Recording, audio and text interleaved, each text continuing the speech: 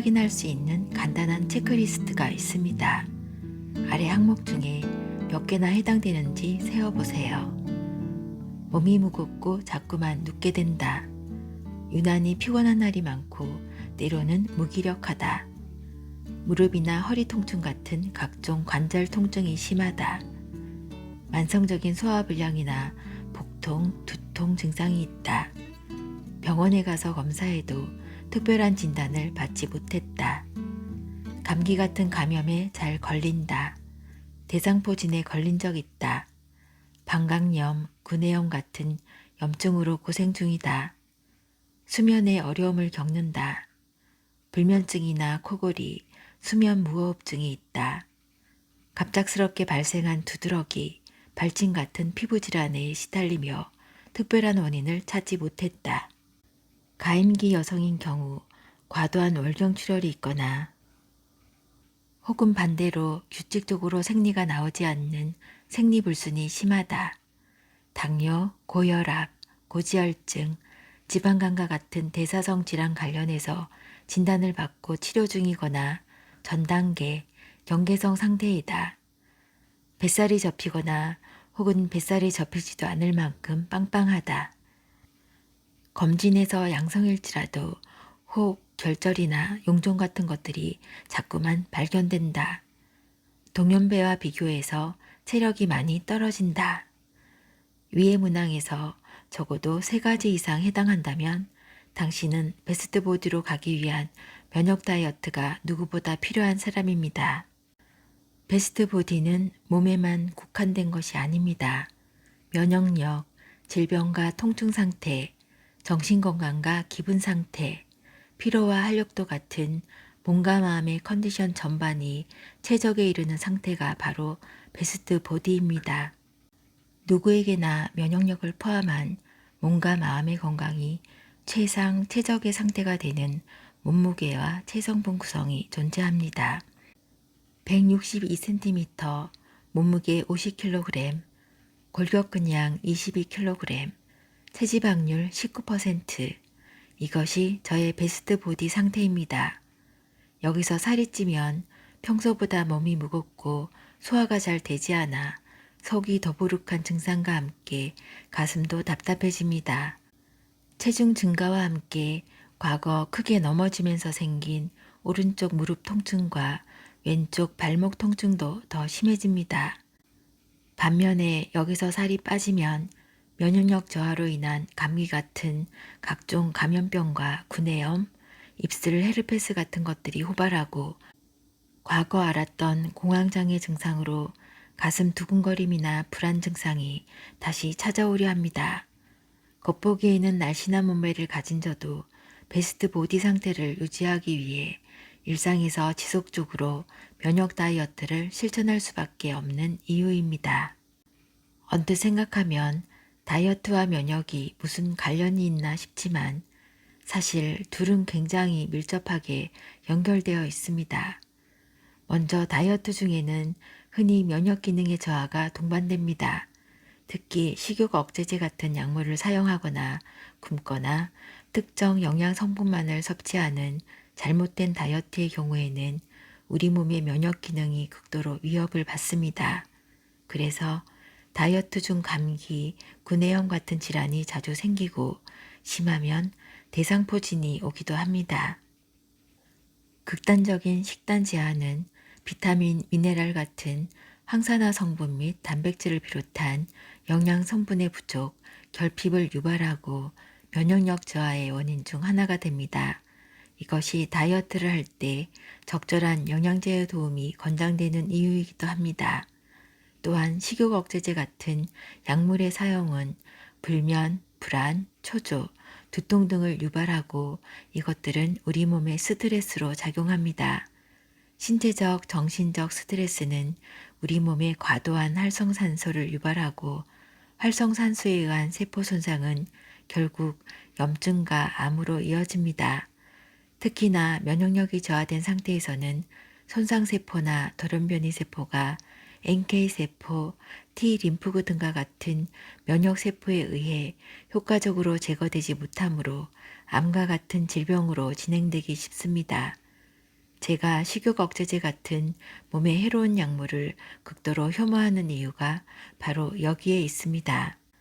저는 직계가족만 하더라도 췌장암, 위암, 폐암, 갑상샘암으로 이루어진 화려한 암 가족력을 가지고 있습니다.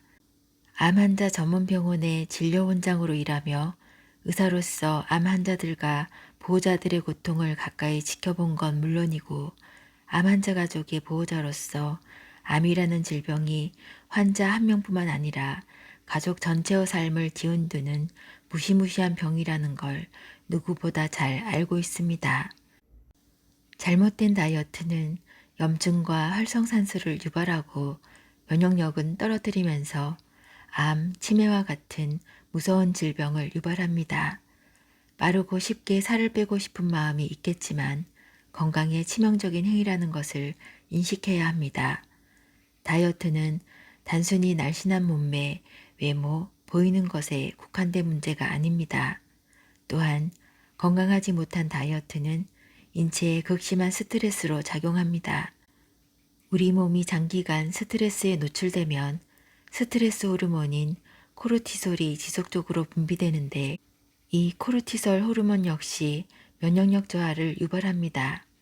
건강하지 못한 방식의 다이어트가 면역력 저하를 유발하듯 반대로 면역력이 저하된 상태에서는 면역력을 높이는 올바른 다이어트가 필수입니다. 비만, 특히 내장지방이 많은 복부 비만은 내장지방에서 분비되는 염증성 사이토카인에 의해 몸의 면역력은 떨어지고 염증이 유발합니다. 지속적인 염증은 결국 만성염증으로 이어지고 만성염증에 의한 세포 손상은 역시나 암으로 이어집니다. 당뇨병과 같은 만성 대사 질환자들도 면역력 저하가 큰 문제입니다. 그래서 당뇨병 환자의 경우 각종 감염에 대한 예방 접종 권고사항이 일반인보다 훨씬 강력하기도 하고 신체에 상처가 나면 잘 낫지 않습니다. 면역 기능이 떨어져 있기 때문입니다. 일반인보다 당뇨병 환자의 암 발생률, 사망률 등이 훨씬 높은 이유도 면역력과 관련 있습니다. 면역 기능이 저하된 당뇨 환자의 경우 염증과 활성산소 등에 의해 손상된 세포를 면역세포가 적시에 제거할 수 없고 결국 이런 손상된 세포가 돌연변이 세포가 되어 무한 증식하면 그것이 악성 종양인 암입니다.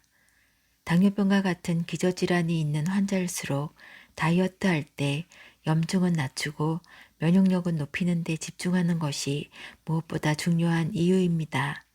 결론적으로 다이어트 할 때는 면역력이 떨어지지 않게 하는 것이 중요하고 면역 기능 저하에 문제가 되는 비만, 복부 비만 상태인 분들, 각종 기저질환이 있는 분들을 비롯한 중년 이후에는 면역력을 높이기 위한 다이어트가 필수입니다.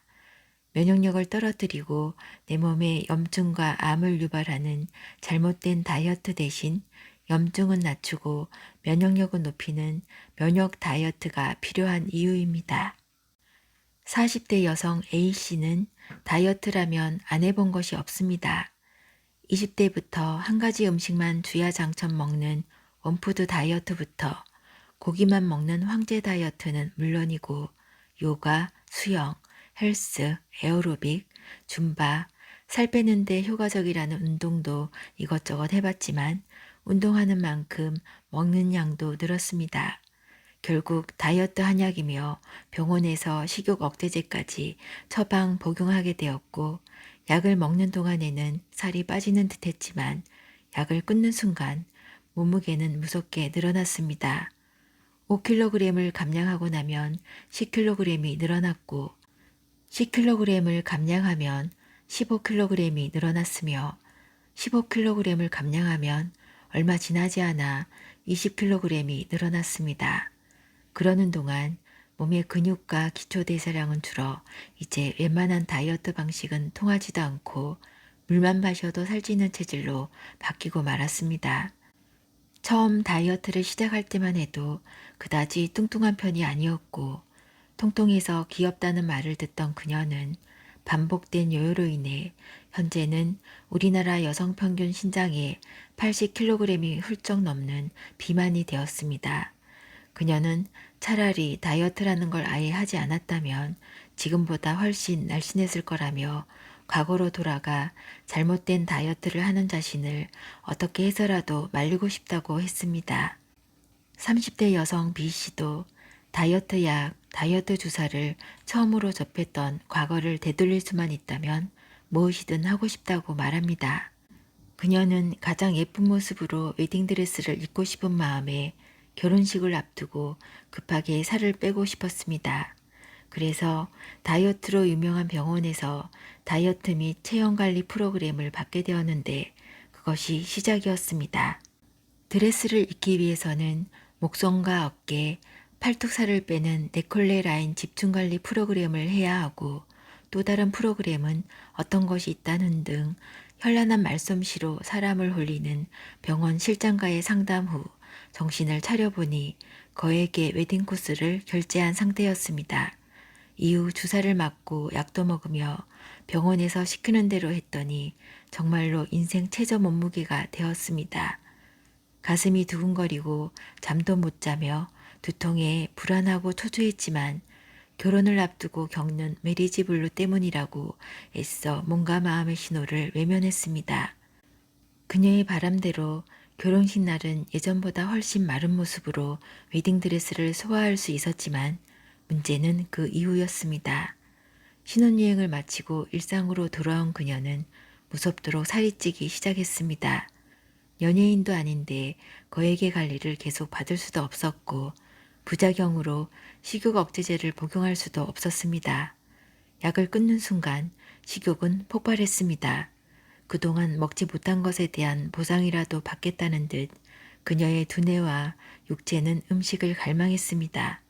그렇게 신혼여행부터 살이 차곡차곡 찌더니 결혼 한 달 만에 다이어트 이전 체중을 회복한 것은 물론이고 2달째가 되자 이전보다 7kg 이상 몸무게가 늘었습니다.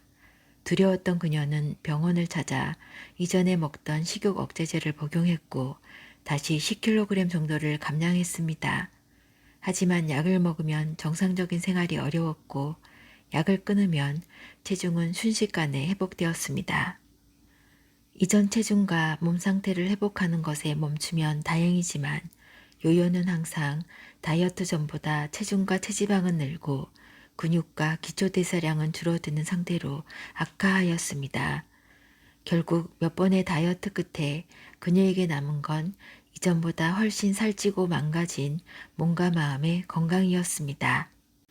식욕 억제제 같은 약물에 의존하는 다이어트, 극단적으로 칼로리를 제한하는 다이어트는 단기적인 효과만 있을 뿐 결국 요요로 인한 체중 증가가 필연적입니다. 먹지 않으면 그 기간에는 당연히 살이 빠집니다. 건강에 해로운 약물을 처방해서 단기간에 살을 빼게 만드는 일은 너무나 쉬운 일입니다. 저는 환자분께도 말씀드립니다. 암에 걸려도 상관없고 요요로 다이어트 이전보다 살이 쪄도 상관없고 중독으로 앞으로의 인생이 망가져도 상관없이 그저 당장 빠르게 살을 빼는 게 목적이라면 진정으로 원하는 것이 그거라면 그렇게 만들어 드리는 건 의사로서 식은죽 먹기라고 말합니다. 하지만 식욕 억제제 같은 약물을 영원히 사용할 수도 없고 극단적인 다이어트 식단을 영원히 유지할 수도 없습니다. 먹는 양이 늘어나는 순간 살은 다시 무섭게 찌기 시작합니다.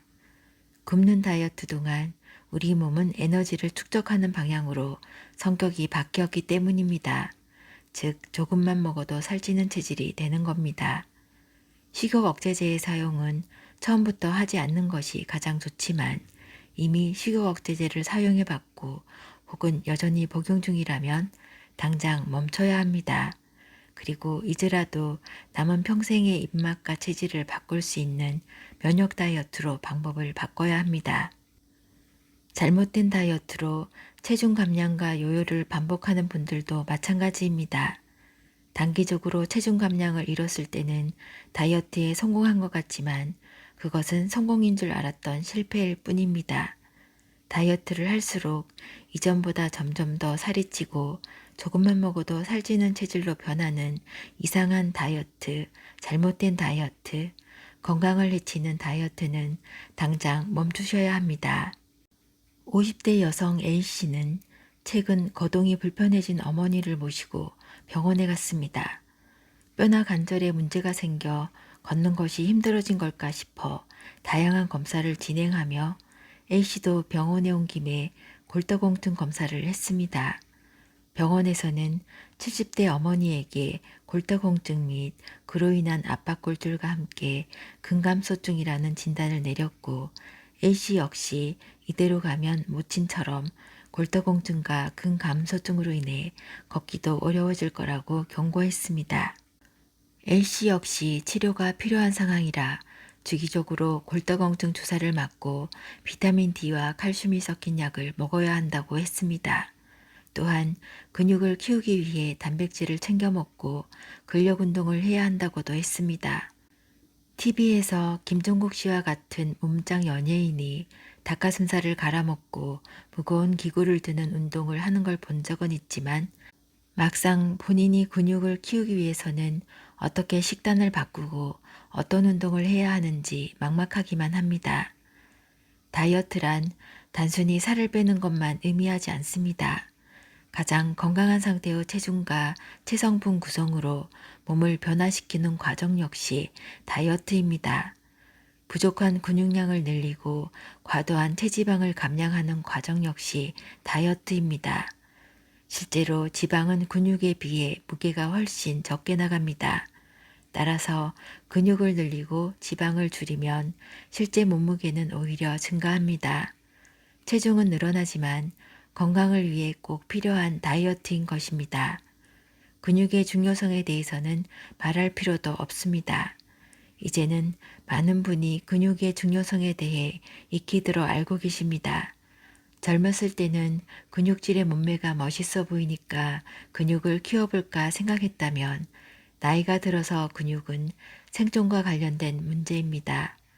근육량이 적으면 기초 대사량이 낮아서 살찌기 쉽다. 근육이 부족한 노인에게는 낙상과 골절 위험성 및 그로 인한 사망률이 높아진다. 이 정도는 뼈와 함께 몸을 지지하는 근육의 역할을 생각해 보면 예상할 수 있습니다. 그러나 근육 부족은 여기서 끝나지 않습니다. 근감소증은 알츠하이머 치매 및 경도 인지장애 발생 위험성을 높이는 것으로 나타났습니다. 또한 근감소증이 있는 경우 폐암, 대장암, 유방암, 두경부암, 췌장암, 위암, 식도암, 난수암, 간암 등 다양한 암의 발생 위험도 높아지는 것으로 나타났습니다. 근육이 부족하면 치매와 암까지 걸릴 수 있다니 근육의 중요성은 아무리 강조해도 부족하다는 저의 의견을 공감하시죠? 잘못된 다이어트는 근손실을 유발합니다. 염증을 유발하는 내장지방을 줄이고 면역력과 근육을 늘리는 면역 다이어트가 필요한 이유입니다. 물만 먹어도 살이 찌는 체질은 없지만 조금만 먹어도 남들보다 살이 잘 찌는 체질은 분명히 있습니다. 어떤 사람은 많이 먹는 것 같은데 살이 잘 찌지 않고 어떤 사람은 조금만 먹고 다이어트를 달고 살아도 살이 찝니다. 이유가 무엇일까요?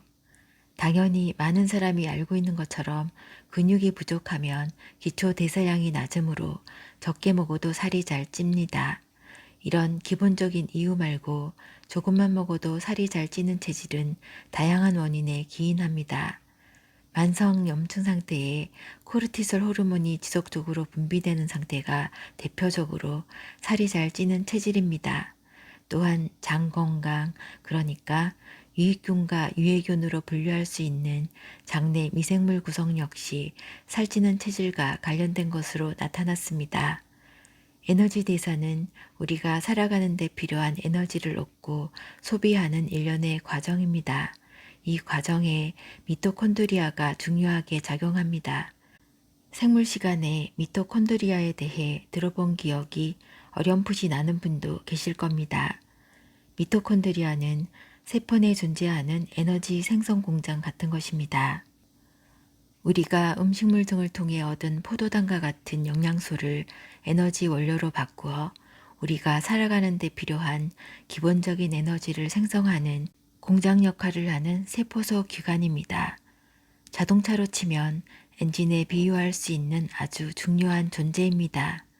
그런데 미토콘드리아의 수와 기능이 떨어지면 당연히 우리 몸 세포와 조직에 필요한 에너지 공급이 부족해지고 피로, 노화, 면역 저하, 비만과 같은 각종 대사질환으로 이어집니다.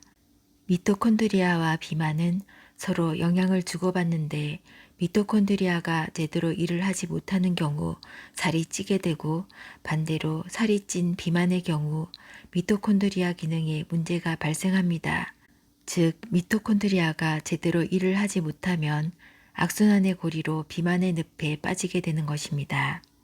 정리하면 살이 잘 찌는 체질은 기초대사량이 낮은 것과 연관되는데 기초대사량이 낮은 건 지방 조직 내에서 미토콘드리아가 제대로 일을 하지 못하는 것과 연관됩니다.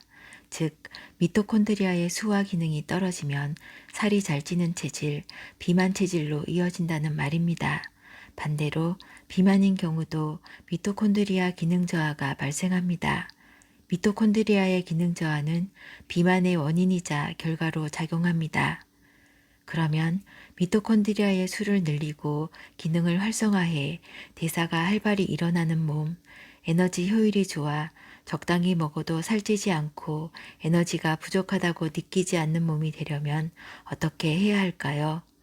미토콘드리아 생합성에 관여하는 아르기닌, 나이아신, 미토콘드리아라는 엔진이 일하는 과정의 조효소, 운송수단 등으로 관여하는 비타민 B군, 마그네슘, L카르니틴, 활성산소에서 미토콘드리아를 보호하는 역할을 하는 각종 비타민, 미네랄, 황산화 성분들을 보충해 주는 것이 도움이 될 수 있습니다.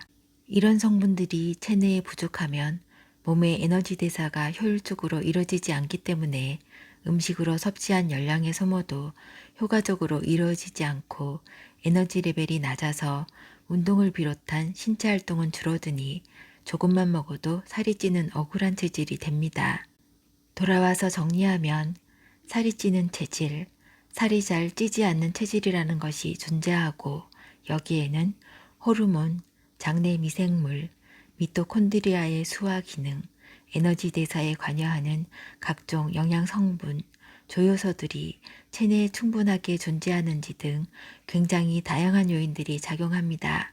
따라서 조금만 먹어도 살이 찌는 체질을 바꾸기 위해서는 코르티솔과 같은 스트레스 호르몬의 분비는 줄이고 에너지 대사 과정에 관여하는 황산화 성분 및 영양소를 적절하게 보충해야 합니다. 그리고 이렇게 살이 찌지 않는 체질로 몸을 변화시키는 과정이 면역 다이어트 안에서 자연스럽게 얻어지게 되는 내 몸의 체질 변화입니다.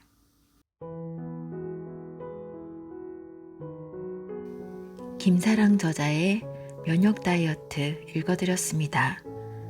다이어트의 사전적 의미를 찾아보면 명사로 식사, 식습관이라는 넓은 의미를 갖습니다.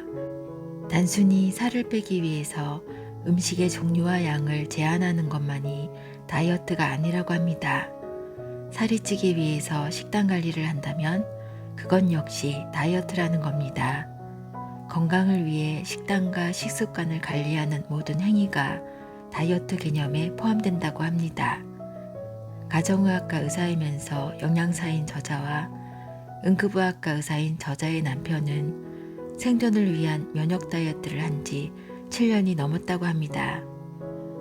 저자는 인턴 시절 시작된 공황 발작을 비롯한 불안장애, 우울증, 불면증 같은 정신건강 문제와 함께 원인 모를 피부병과 하혈, 전신 통증 같은 신체 증상으로 의사일을 계속할 수 있을지 없을지, 아니 그보다 삶을 지속할지 말지 고민하는 힘든 시간을 보낸 적이 있다고 합니다. 그리고 남편은 건강했던 30대에 대량의 복수가 동반된 간경변이 찾아와서 5년 후 생존을 기약할 수 없는 환자가 된 적이 있었다고 합니다. 그래서 그야말로 생존을 위해서 면역 다이어트를 하게 된 것이라고 합니다. 저자는 어디 가도 날씬하다는 소리를 듣는 사람이지만 수년째 면역 다이어트를 하고 있고요. 남편분은 지금은 식스팩 복근이 장착된 40대 몸짱 의사로 여전히 면역 다이어트를 하고 있다고 합니다. 그러니 나는 살찌지 않았으니 상관없다 생각지 마시고 이 책의 유익한 내용을 생활에 적용하셔서 건강하고 활기찬 삶에 도움되시기를 바랍니다. 그리고 책을 통해서도 더 구체적인 도움을 받으시면 좋겠다는 생각이 듭니다. 들어주셔서 감사합니다. 편안한 시간 보내세요.